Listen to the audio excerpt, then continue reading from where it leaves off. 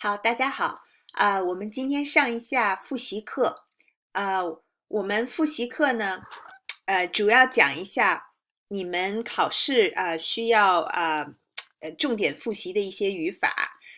So today in our review, I will highlight the grammar points that you really need to study before you take this test. Well, before that, I want to mention the format of the test will be the same as you did on the first um, two chapter tests of this semester, with one only difference. So in the previous two chapter tests, we took our listening part in the classroom, but apparently now we cannot do it. So you will do it in the same test you're going to take on Sakai.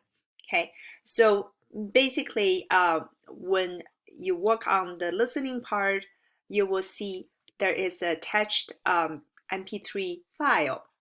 So you click on it and you can listen to the recording, and you can pause the recording, you can listen to the recording as many times as you want, as long as it's in the required test time. Okay, so that's the only difference in terms of the format of the test. Now let me quickly go over grammars that you really need to focus on. Also some vocabulary. Now, first of all, the vocabulary, these are all the vocabulary we introduced in this chapter. Some of these, for example, 学费 and 挣钱, and oh, I'm sorry, here is a redundant, should be only one, just the one 学费, okay? 学费 and 挣钱. These words we actually we introduced in the past. It's not on the vocabulary list of this chapter, but that is okay, because these are very important for the topic introduced in this chapter, which all relates to you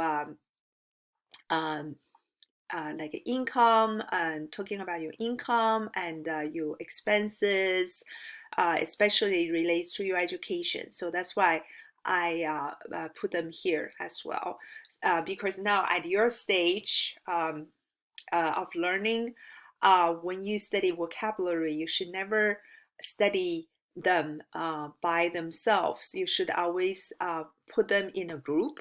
This way, you can learn them in a more efficient way.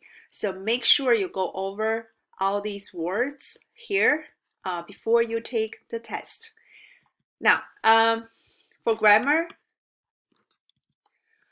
we introduced this directional complements used to indicate results. Please review this part, and also watch my lecture videos again, and also make sure you do those exercise one more time. Okay. Now, this is a very important verb. We spent quite some time comparing. In English, you only have one. In English, you have two verbs, borrow and lend. But in Chinese, we use one verb, 借, to express the meanings that's the equivalent of borrow or lend in English. However, in Chinese, you need to, other than this verb, you also need to use prepositions together to express either borrow or lend. So make sure you review this part. Okay, that's all. Very short. Good luck. 好，还有希望你们都保持健康。Stay healthy.